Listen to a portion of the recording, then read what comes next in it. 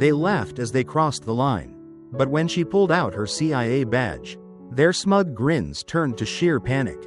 The midday sun poured over Central Park in New York City. Families strolled along the tree-lined paths. Children chased squirrels, and joggers maintained a steady rhythm on the paved walkways. But amidst this peaceful scene, a tense confrontation unfolded, a stark reminder that no one can escape punishment when they abuse their power. The midday sun poured over Central Park in New York City. Families strolled along the tree-lined paths. Children chased squirrels, and joggers maintained a steady rhythm on the paved walkways. Amidst this peaceful scene, Alex, a woman in her early 30s, sat on an old wooden bench under a large oak tree. She had chosen this spot deliberately, not too secluded but quiet enough to indulge in her favorite pastime, a well-worn paperback novel held gently in her hands. Its pages slightly frayed from repeated readings. She looked completely at ease, dressed in a loose summer dress and a simple white blouse, her sandals tapping lightly against the ground as she read, occasionally pausing to listen to the vibrant chatter of the surrounding park. Alex blended into the scene effortlessly, just another face in the crowd. But Alex was far from ordinary. Beneath her calm exterior lay a mind trained to assess threats, spot anomalies, and act decisively. Years of working for the CIA had honed her instincts, though you'd never guess it from her serene demeanor. Today, she wasn't here on official duty. This was her sanctuary, a rare escape from the high-pressure life she led. But the peace was fragile. From the corner of her eye, Alex noticed a group of uniformed police officers approaching, their laughter echoing through the air. Something about their energy caught her attention. They weren't responding to an emergency or patrolling, they were relaxed. Too relaxed, and their eyes were fixed on her with a curiosity that set her mind racing. She didn't react immediately. Instead, she observed. As always, her training taught her that most people would reveal themselves if you just watched long enough. Alex folded the corner of her page, placing the book beside her. The afternoon was about to take an unexpected turn, but she didn't let it show. A CIA operative never reveals her hand until the moment is right. The officers drew closer, their laughter disrupting the park's natural harmony. Alex glanced at them briefly. 3 men in uniform, engaged in conversation and clearly at ease. One of them, the tallest with a sharp jawline and a name tag that read Lieutenant Miller, tilted his head toward her, his gaze lingering a moment too long, and Alex could already tell what was coming. "Good afternoon, ma'am," Lieutenant Miller said as they stopped in front of her. His tone was polite, but the smirk on his lips betrayed a less than sincere intention. Alex looked up. "Good afternoon, officers. Enjoying the weather?" Another officer chimed in, adjusting his sunglasses as his eyes raked over her dress. "Nice weather, isn't it?" he said, his tone laced with a hint of mockery. "It's all right," Alex replied, her voice giving nothing away. Internally, she was already assessing the situation, their posture, their tone, the way their eyes moved. It all painted a clear picture. This wasn't about community policing. They were bored, looking for amusement, and she had become their unfortunate target. "Don't see many people reading books these days," Lieutenant Miller continued, gesturing towards the paperback beside her. "What's the title?" Alex hesitated.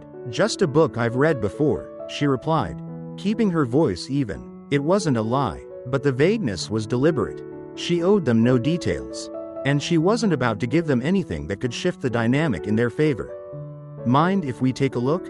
the third officer asked, stepping closer. He had a softer demeanor, but he was clearly taking his cues from his companions. Lieutenant Miller chuckled, his confidence growing as he sensed no resistance from her. Alex leaned back slightly, placing her hands calmly on her thighs.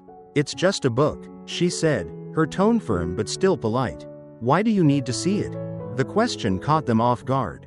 Lieutenant Miller's smirk faltered for a moment, but he quickly recovered. "Just making conversation," he said, though his words carried a sharper edge now. "Nothing wrong with being friendly, is there?" The air thickened, the interaction drawing the attention of a few passers-by. Alex maintained her composure, her breathing steady, her gaze unwavering.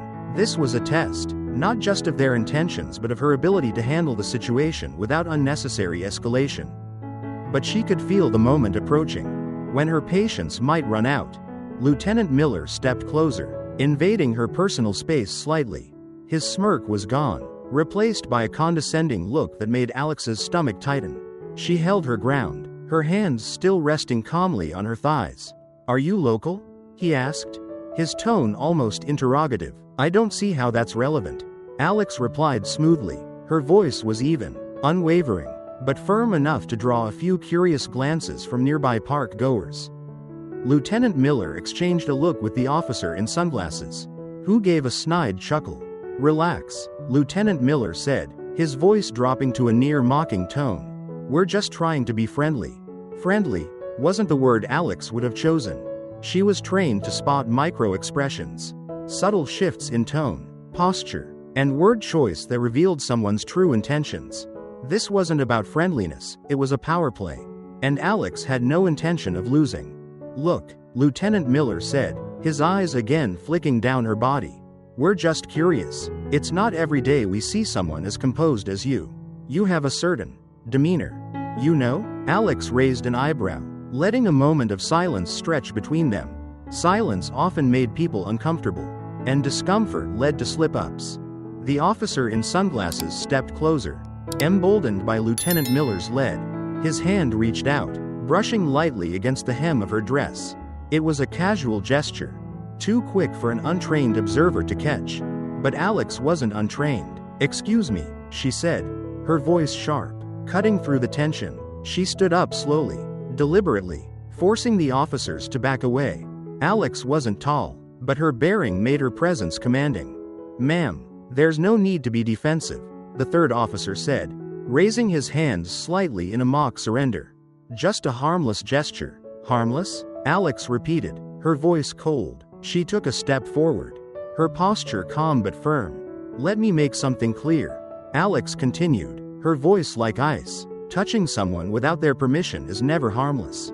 Lieutenant Miller sneered, trying to mask the unease creeping into his eyes. "Come on, lady, don't make a big deal out of this. We're just trying to have a little fun." "Fun?" Alex echoed, her voice sharp as a blade. "You think invading someone's personal space, asking inappropriate questions, and touching them without permission is fun?" The officer in sunglasses scoffed. "You're taking this way too seriously. We just want to know who you are. I owe you no personal information," Alex retorted, her voice unwavering. "And I certainly don't condone being treated this way." Lieutenant Miller took another step forward, his voice turning more threatening. "Do you know who you're talking to?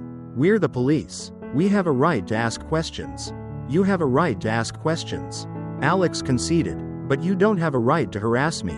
And you certainly don't have a right to touch me."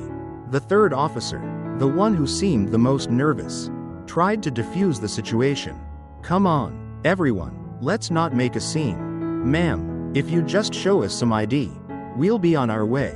I will not be showing you any identification," Alex said, her voice unwavering. "You have no legitimate reason to ask for it, and I will not be intimidated. You're testing our patience, aren't you?" Lieutenant Miller gritted his teeth, anger contorting his face, blue veins popping on his temples. "Do you know you're digging your own grave? Who do you think you are? Defying the police? You're just a stubborn little thing. Thinking you're smart, but you're just a nuisance. A nobody. Worthless." "You're wrong," Alex said, her voice turning icy cold, yet maintaining an astonishing calmness. "I'm not a nobody. I have an identity, rights, and I won't let you abuse your power." The officer in sunglasses scoffed, a smile full of mockery and disdain. "Identity? Rights? Who do you think you are to say such things? You're just a lost little girl, with no one to protect you. We can do whatever we want with you, and no one can stop us." "You're wrong," Alex repeated, her voice sharp as a dagger. "I'm not alone, and you will pay for these actions." The third officer, the most nervous of the group, tried to defuse the situation, sensing the tension escalating dangerously. "Come on, everyone, let's not make a scene. Ma'am, if you just show us some ID, we'll let you go. We just want to confirm your identity." "I will not be showing you any identification," Alex said, her voice unwavering, as firm as steel. "You have no legitimate reason to ask for it, and I will not be intimidated by your abuse of power."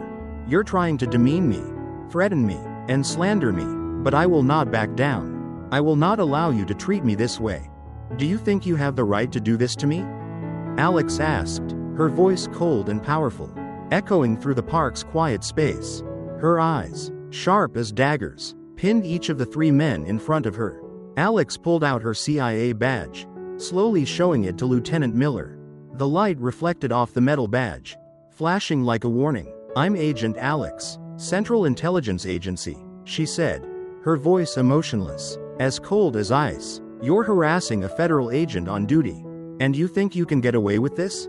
Silence fell over the group, heavy and ominous. The other two officers looked at Lieutenant Miller with shock and panic. They hadn't expected the woman they were harassing to be a federal agent. And they certainly hadn't expected her to react so forcefully. Alex looked at Lieutenant Miller, her voice becoming even colder, sharp as a blade. "Lieutenant Miller, can you explain why you and your colleagues are harassing a federal agent on duty?"